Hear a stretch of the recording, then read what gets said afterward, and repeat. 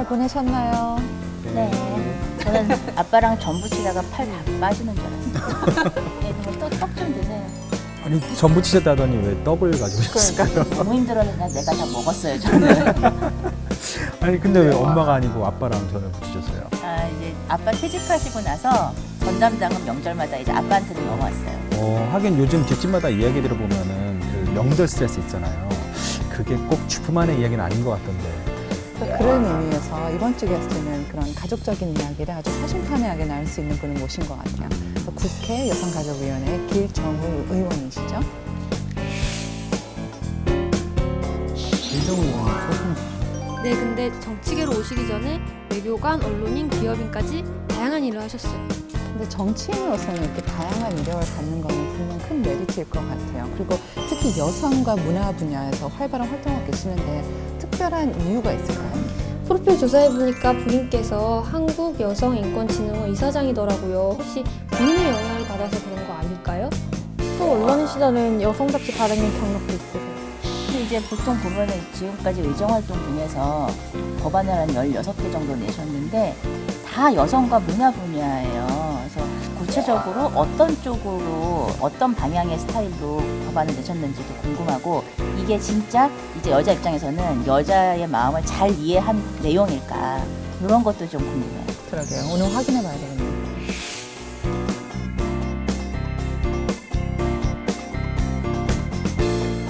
다보스 포럼에 우리나라 대표로 참석도 하시고 또 영어도 유창하시고 여기서 살았었나요? 아니요. 대학교 때 유학 다녀오셨고 해외 특방 활동을 많이 하셨어요. 근데 언론인으로 계셨을 때 정치계에 쓴소리 많이 하신 걸로 좀 유명하시잖아요. 근데 또 본인이 정치계에 입문을 하셨는데 어떻게 신경 변화가 좀 있으시지 않으셨을까? 좀 민감한가 이런 질문? 아니 근데 뭐 제가 만나본 바로는 좀 되게 허심탄회하게 말씀하시는 스타일이라서 웬만한 이야기는 뭐 굉장히 자연스럽게 다 하실 것 같아요. 그리고 ERD도 빠뜨리면 안 될 것 같아요. 국제방송법 개정 때문에도 열심히 뛰고 계시잖아요.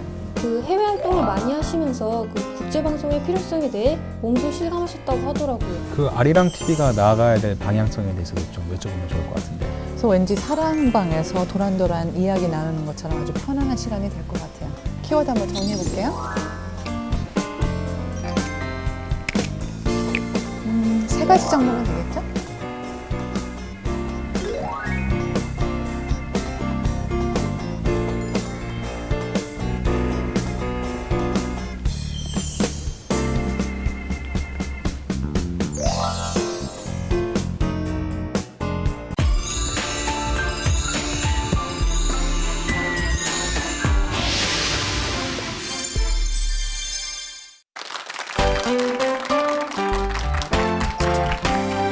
Hello everyone, hope you had a great Lunar New Year holiday.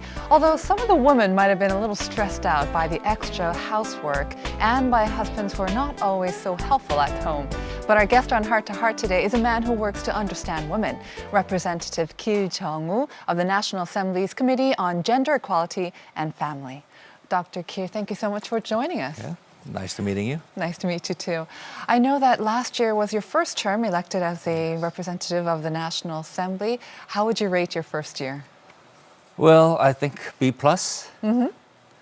Well, actually, since I started working as a member of the National Assembly, exactly 18 months has passed. Well, this is totally new career and job to me. Right. But I should define the politician's daily life is no one can easily imagine. So totally occupied. But unfortunately, I have to confess this is very unproductive, very inefficient body. Why is that? But on the other hand, if the politician is a job, an occupation, if I really want to do something, I can make it. So meaning is have some power, some influence. Of course. So the part of enjoying myself, part of very depressing. So it must have been a great learning experience the past 18 months. And like you said, this is your first term as a lawmaker, and you had quite a varied career until now. You were a diplomat, also a journalist, also a publisher, I see. Was there one job in the past that you think, looking back now, that best suited you, or did you think, this was my true Well, calling? if I choose one, I think I should say there's a diplomatic career. That was your first job, was it? Yeah, because that is the first job, Right. And especially the job in Washington D.C. of the United States. I studied political science and international politics in my graduate school, but working in kind of in practical life of diplomacy, there's a very exciting experience as a political scientist. Right. So this is very meaningful, and I really learned a lot. Especially that is the years I'm early 30s year of age. So Right. this is very active and dynamic. And you were in the center of it, the epicenter in Washington, Yes. D.C. And yet you gave up that career as a diplomat after just, was it 5 years? Yeah, 5 years in Washington, D.C., yes. Why? Well, actually, I was scouted by Foreign Ministry for special assignment. I was working on U.S. Congress, solely U.S. Congress for 5 years, around the time of U.S. and Korea trade friction. So my government have recognized the source of the conflict and friction comes out of the members of U.S. Congress. So my job is public relations, meeting with members of U.S. Congress, meeting with lawyers, consultants. And in some sense, there is a lobbying activities. This is very dynamic, Must have been very challenging as very well. challenging as well. And then after that, of course, you also had quite a long stint as a journalist, during which time you leveled some pointed criticism at politicians. But now, of course, that you've been a politician for the past 18 months, has your perspective changed? Do you think you were a little too harsh on politicians? Well, actually, not much change. Actually, I have been working for the journalism 15 years, the longest period of my time in my career. But among 15 years, I've been away as a diplomatic correspondent to Washington and Tokyo. But in my column, I, time to time, really criticized what my government has been doing, especially domestic politics. That is, at that time, to my judgment, that was almost hopeless. Well, my view slightly changed after I joined the politics, but not much.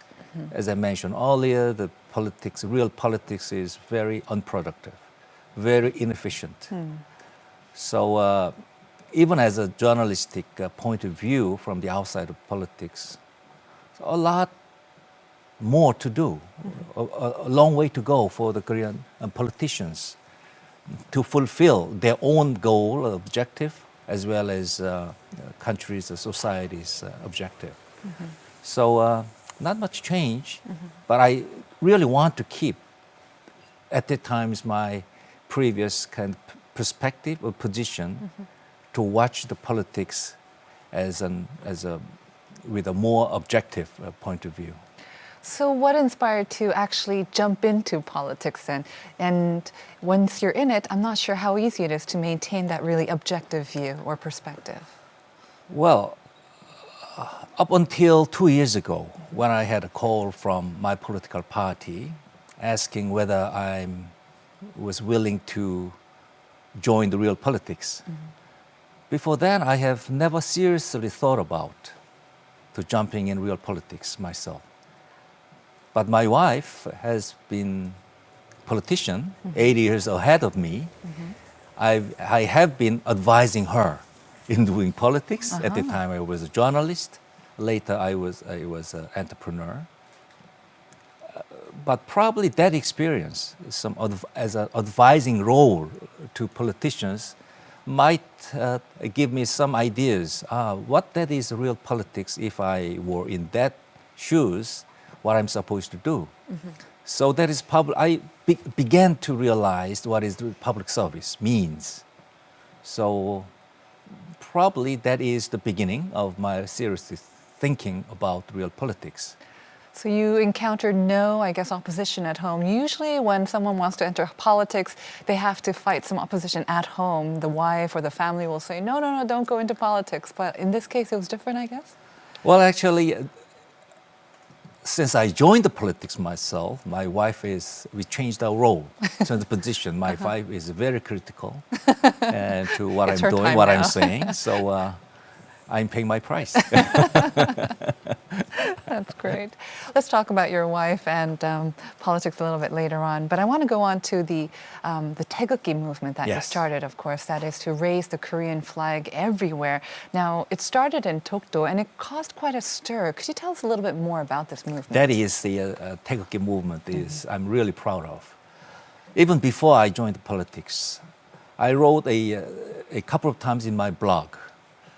So around that time, the Japanese government has been officially claiming that Dokdo is a part of their territory. When was this? That is, I think, 3-4 years ago. Time to time, Japanese government had been challenging and claiming. Yes. But my government, the response to that was not that effective. So I realized that is not the government kind of issues. We can raise that issues by mobilizing youngsters, students, a kind of participation to understand the Dokdo and let them equipped it with some argument with historical documents and as well as the experience to visit the Dokdo Island. So I've been happy to realize that the 2 national flags are raised in Dokdo Island.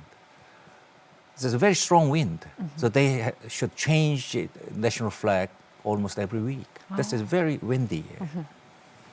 So that reminded me, let our students make money.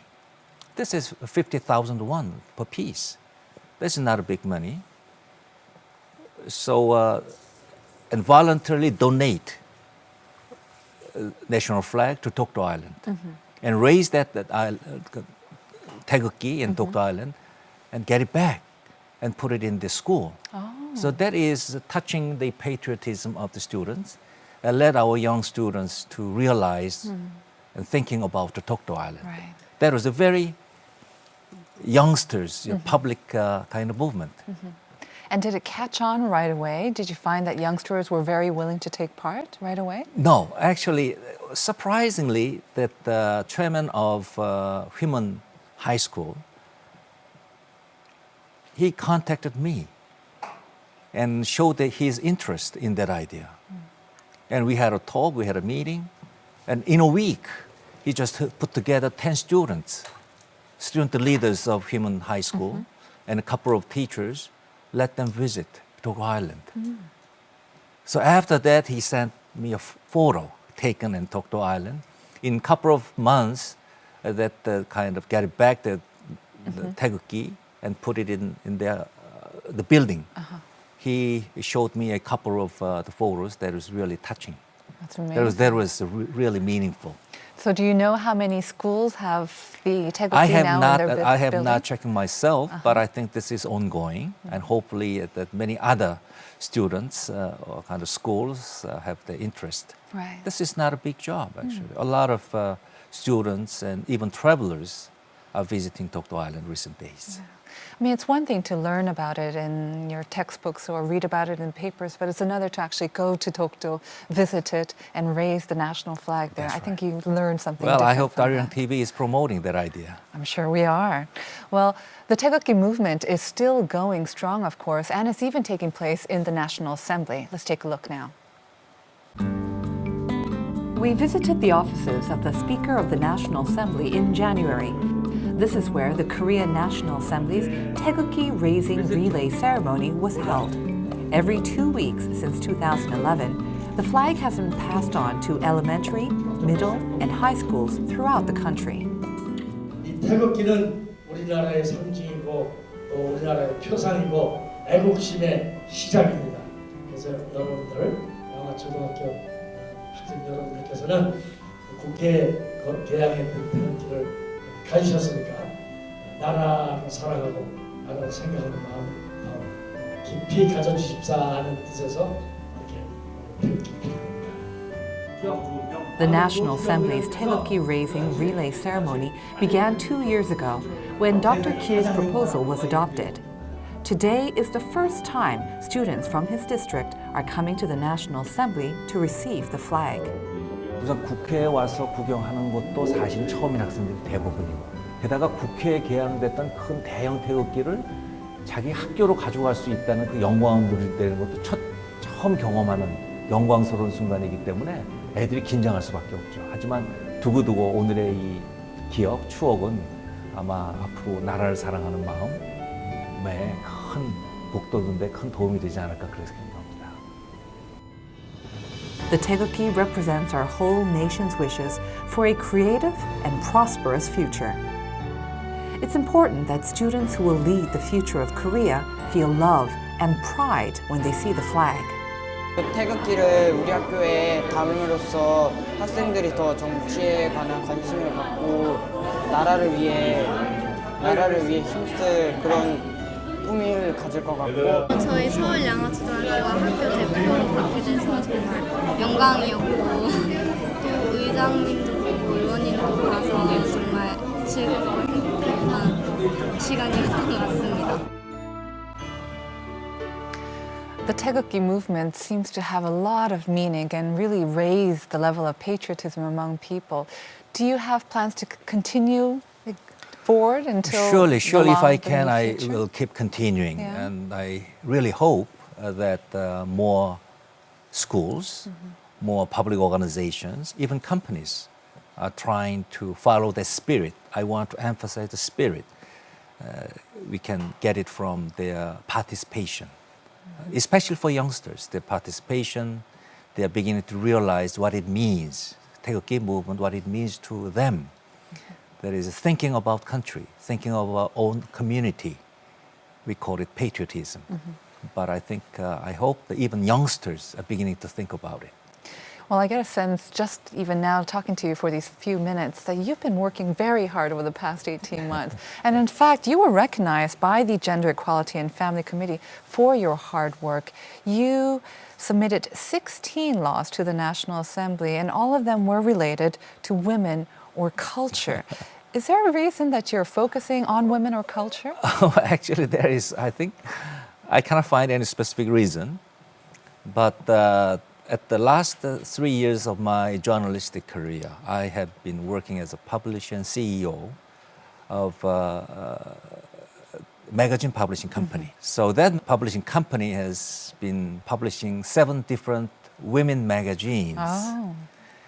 And we published several books on culture and women. Around that time, I had a chance to meet with many professional women and the people who had been working on the culture and art. So that was very kind of fruitful experience to me and something very new. So my that time experience gave me some insights, a lot of issues I can raise on women issues and cultural issues. So probably that's why after I joined the politics, first thing first, women and culture. When talking to these and meeting with these female leaders in various sectors of society, did you get a sense that despite all the advances that Korea has made over the past decades, we still have a long way to go when it comes to gender equality? What are some of the main problems that women face? We could not find any systematic kind of structure for women to keep the balance between work and life, or work and home. Right. There's a long way to go. But I think more importantly, we should change our mindset. Think about it. We have a Ministry of Gender Equality and Family. That ministry is taking care of women and youngsters. Almost 80% of the whole population. But that kind of ministries of women, gender equality and family, human resources and budget-wise, this is really minor ministry. The annual budget is exactly the same of my own district. Cannot imagine. That's, yeah.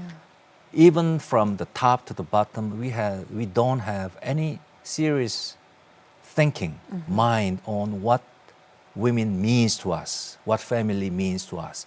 Not now, but in the future, the family value and women trait, competitiveness of women, what it means to the future of Korea. We should seriously think about it. I remember hearing Eric Schmidt, the head Yes. of Google, saying just last year, he said that Asia is the new area that we have to be aware of. That's the competition. And then he said, but Asia, we have one advantage. Yes. Asia still discriminates against 50% of its population, meaning women, of course. That's right. Is that a major disadvantage to us? Well, actually, that is, he might say that it's an advantage, but I think that might be a potential we can develop. So we have more interest, we pay more attention to the women's potential and capabilities, more room we can develop. So I think that is not, currently that you can say disadvantage, but that might be a very big potential, especially for Korea to go ahead. But there are also some people who say, with all these measures that are being made to accommodate women, hey, they're outperforming the men in schools, they're getting into more workplaces. What about men? Maybe this is gender equality that's not fair to men. What do you say to those? Well, I charges? think that is, I would better introduce a couple of reports and analysis by internationally well-known consulting company, McKinsey and Company and Catalyst. They recently released an analysis of Fortune 500 big companies. The more women in their board of trustees, more competitive and more productive, and the less corrupt. There is an evidence. So the more women are participating in the higher level of any structure, any company or institutions, that organization is getting more productive and less corrupt. That is a fact.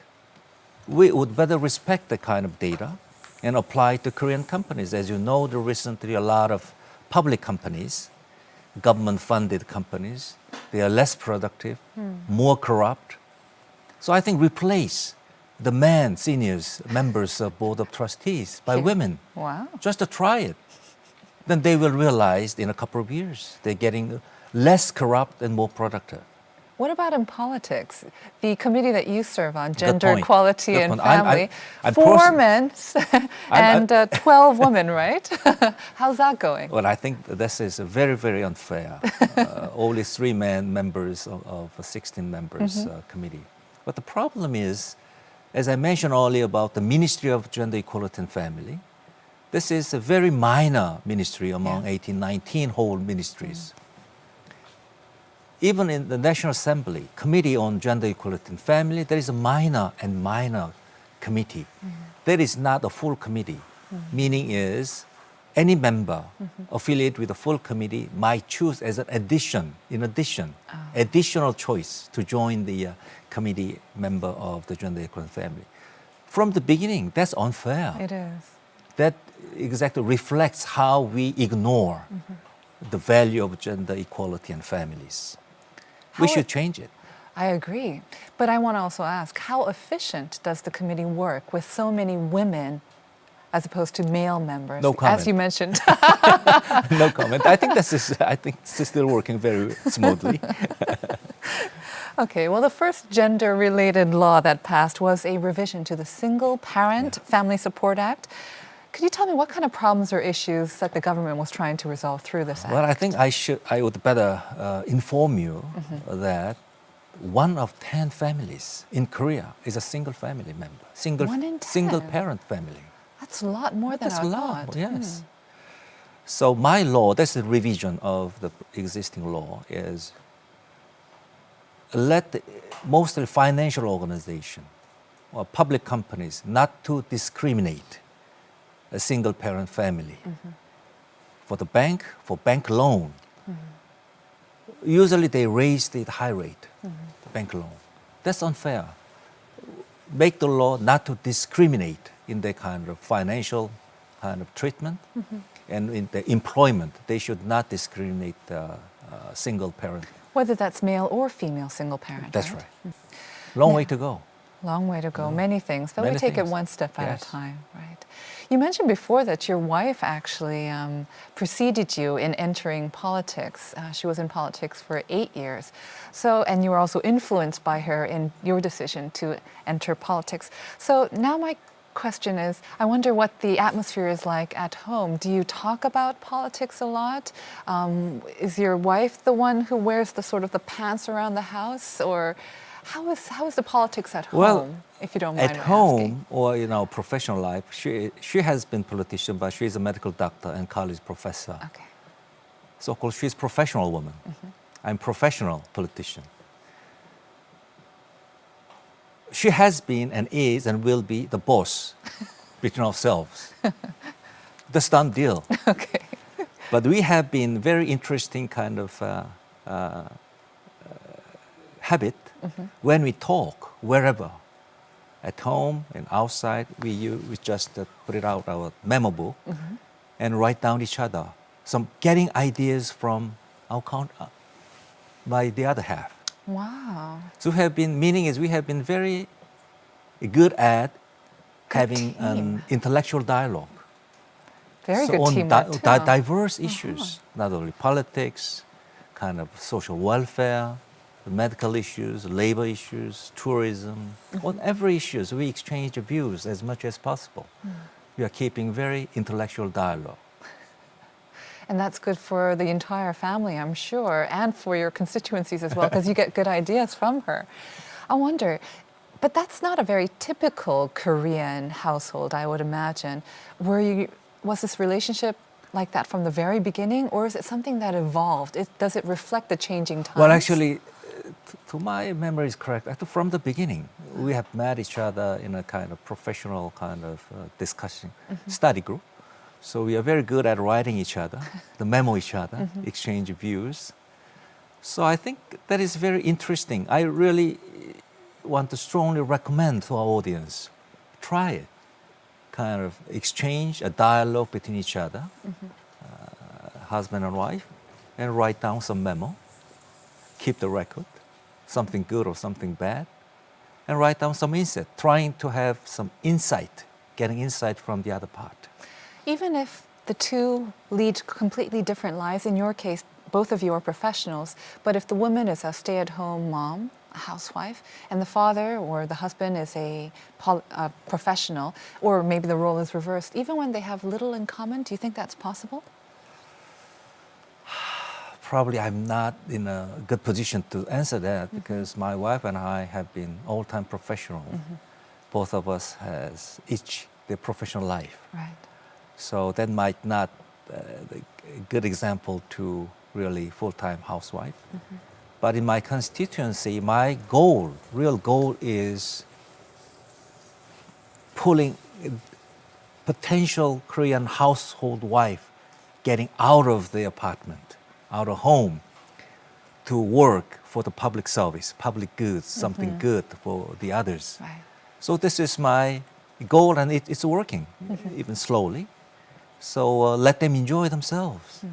Let them recognize their own identity, their potential, possibility. And they do have a lot of potential, don't they? Yeah, that's right. Very That's smart correct, and driven. yes. Right.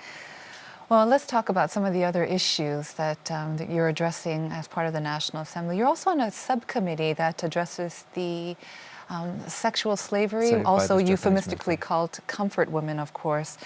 And you also have an in-depth understanding of the sometimes complicated diplomatic relations between Korea and Japan. Things are almost at an all-time low, they say, in our bilateral relations. What is your take on the whole situation? And with Comfort Women and Tokdo, what is your take on this? June last year, I was appointed as a subcommittee chairman.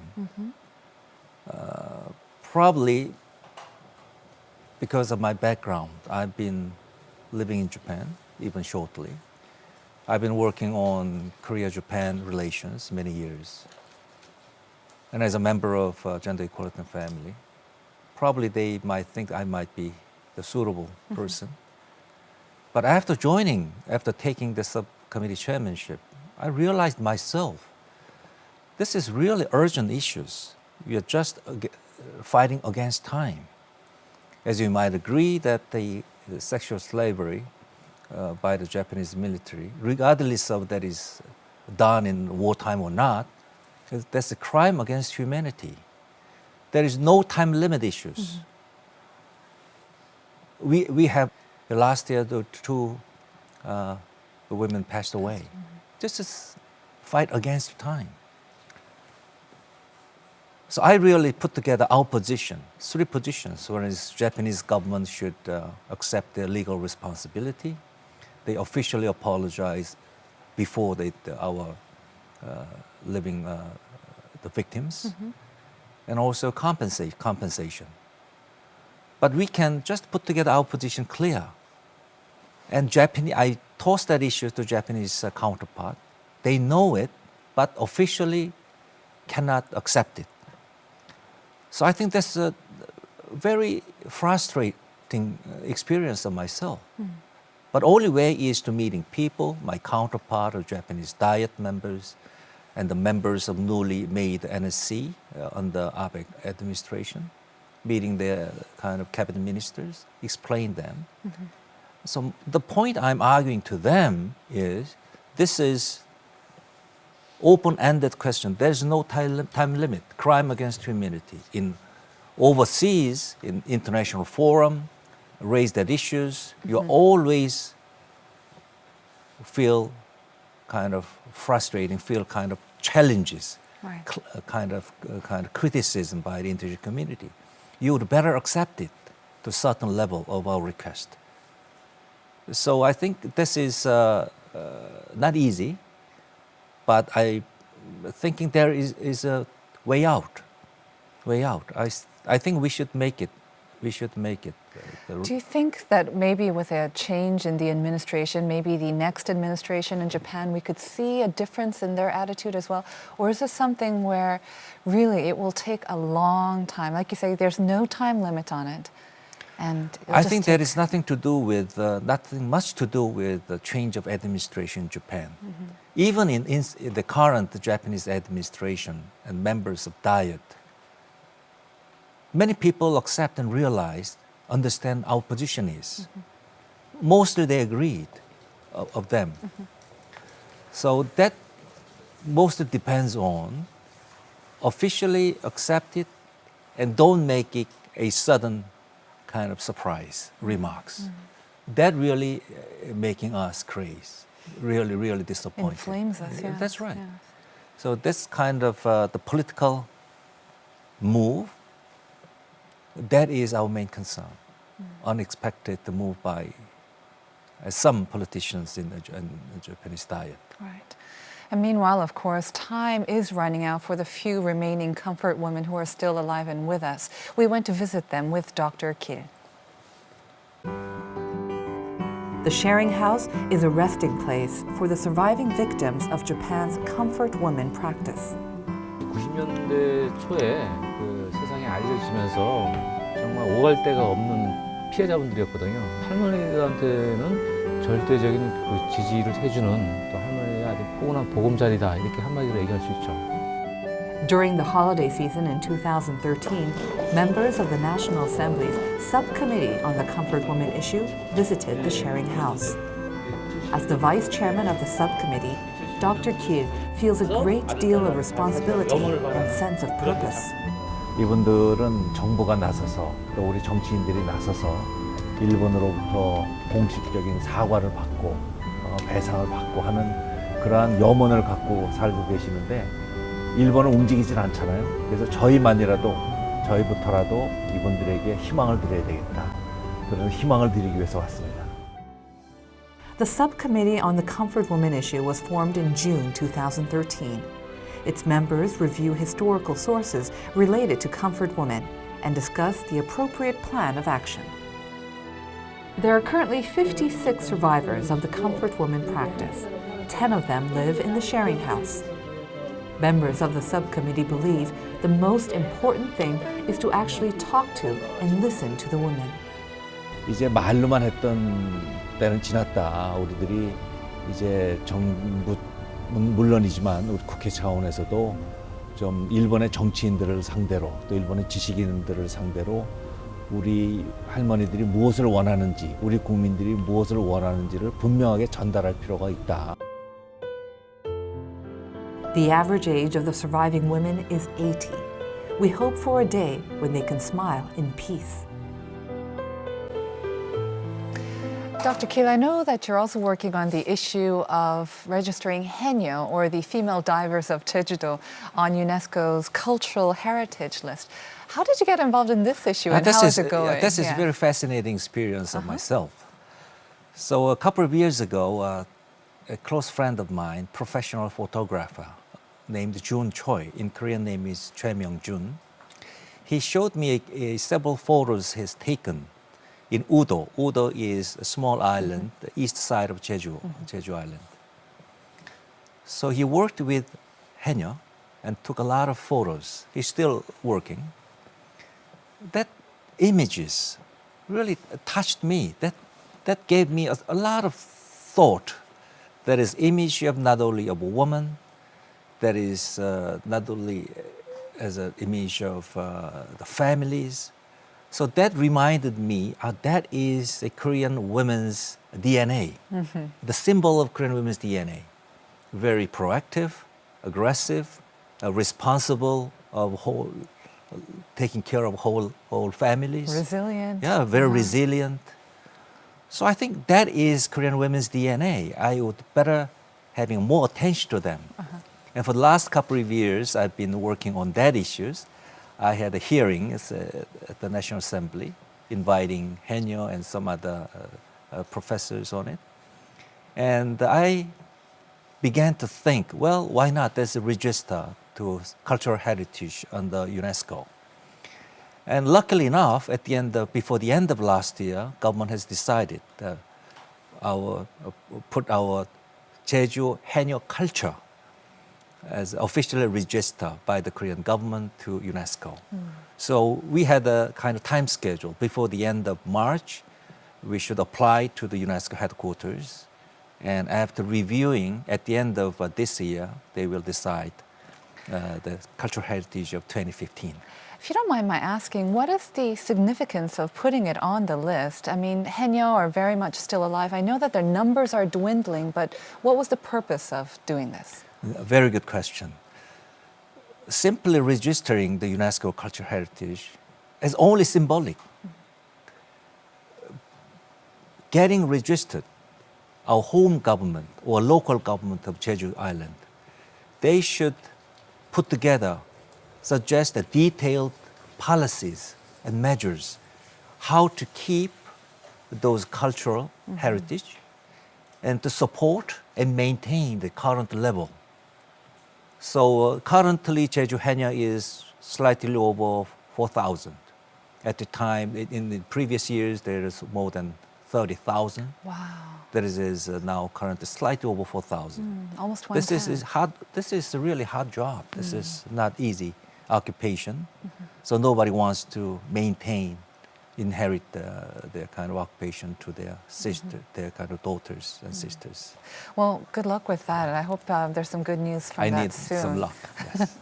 Now, culture, of course, is a key word for you, and related to culture, I think, is the Mecenat law that it was passed in the plenary session at the end of last year. Could you also explain a little bit about this? That is another fascinating story, experience of myself. Mecenat law is the law to define a kind of companies or institutions or organizations to support cultural and artistic activities. And this is a new law. That's making a new law. New law and revising the law is big difference.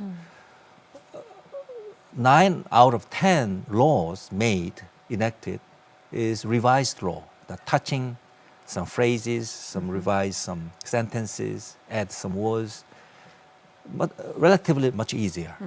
But making a new law, we need a lot of processes. We should have some public hearing to absorb many different diverse views and a lot of kind of debate.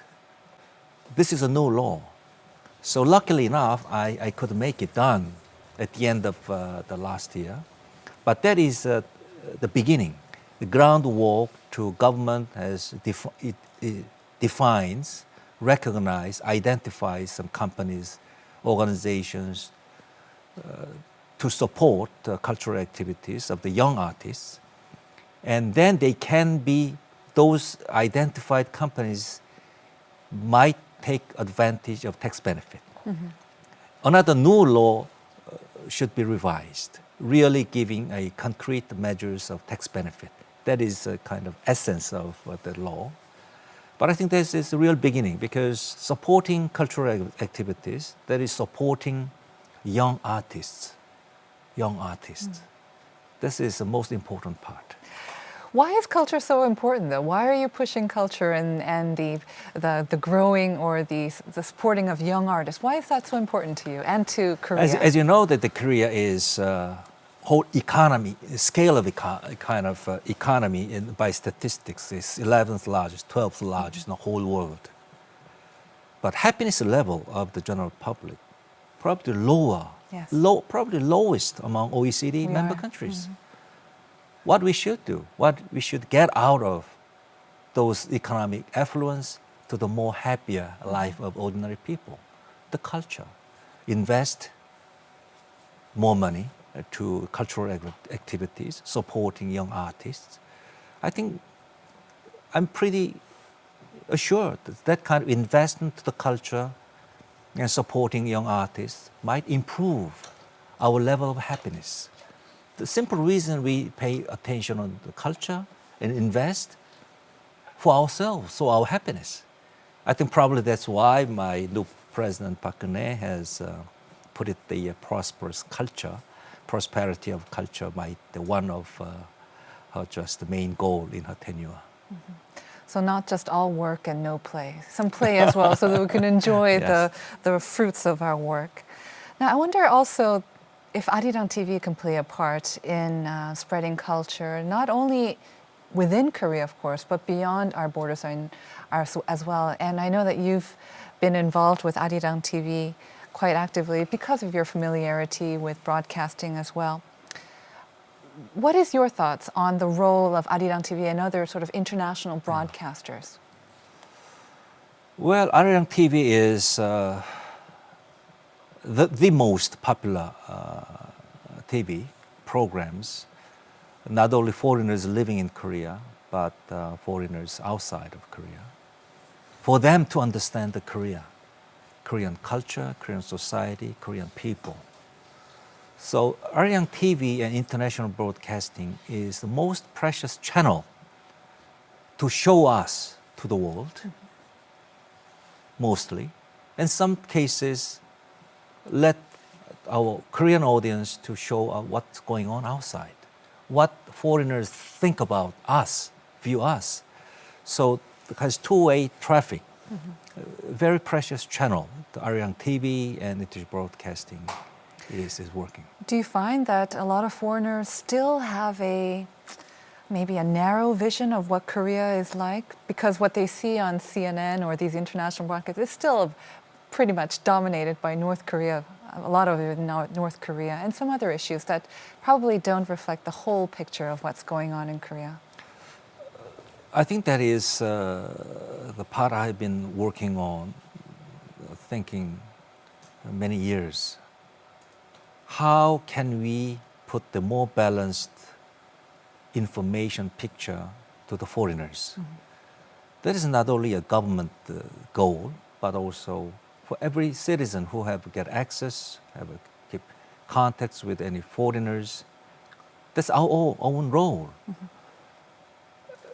So I think Arirang TV's content is mixed with cultural soft content and some news and news analysis. Cultural content-wise, Korean pop culture is very popular. They have their own way, capability to promote themselves, not only through Arirang TV, but also some other channels. But to make foreigners to understand the Korea in a balanced manner, I would better suggest to Arirang TV to put more content on news and news analysis on Korean domestic politics, Korean economy, daily life of the people and society. Every issue is in Korea is now drawing attention from foreigners. We would be more proactive to promote, to show ourselves as it is. with some balanced background. view, right. With the balanced view, yes. Right. Well, I'm here with Representative Gil Jeong-woo, and we'll be right back after this.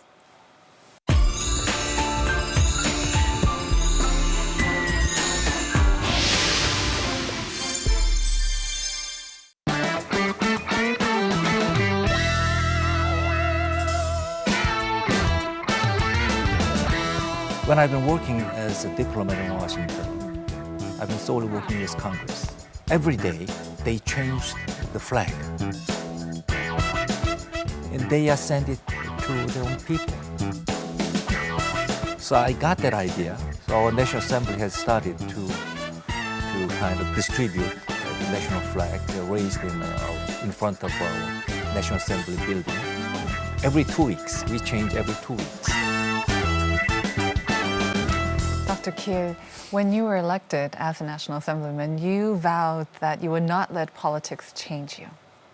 18 months have passed. Do you think that politics has changed you? Well, I think at the moment I have not changed a lot.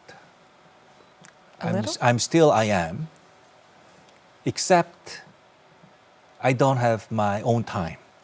I cannot manage my own schedule. But as a person, as an individual, I haven't changed a lot. So I want to keep the kind of previous, my own shape of thinking.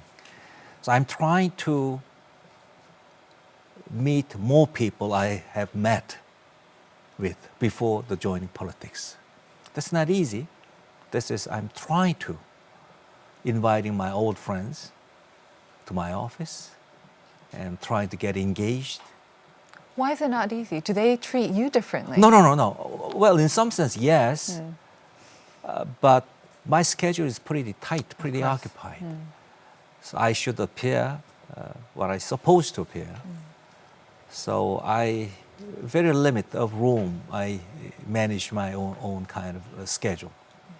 But I'm trying to keep my own shape and thinking as it is.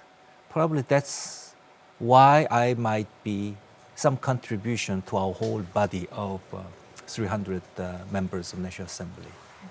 So everyone, when join the politics, everyone is changing. Who needs any specific person with a specific mindset? Each person would better represent their background, their philosophy and thinking when we meet each other. But probably I will be changing, but I'm trying to keep myself as it is. I'm not sure that change is always a negative word. I think they say, I'm not an expert of course, but they say that politics is compromise. So my last question is, how would you like to contribute to society as a member of the National Assembly? As an individual politician, I want to be remembered a politician with integrity, keeping integrity. I do not want to lose my personality. I want to be respected and remembered as a man of integrity and trying very hard to make a compromise between conflicting views.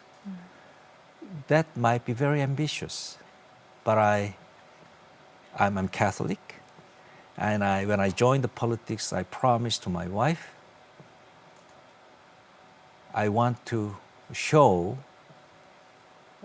the people, the politician can be a saint. Too ambitious. But I think I always keep that kind of my promise to my wife. Politician can be a saint. I will very much look forward to that. That is a wonderful, wonderful goal. And Dr. Gil, we'd like to thank you for taking time out of your very busy schedule to be with us here on Heart to Heart. It was a pleasure. Thank you very much. Enjoyed it very much. Thank you. And that was our conversation with Dr. Gil Jeong-woo, member of the National Assembly's Committee on Gender Equality and Family. Thank you so much for joining us here on Heart to Heart. See you next time. Bye-bye.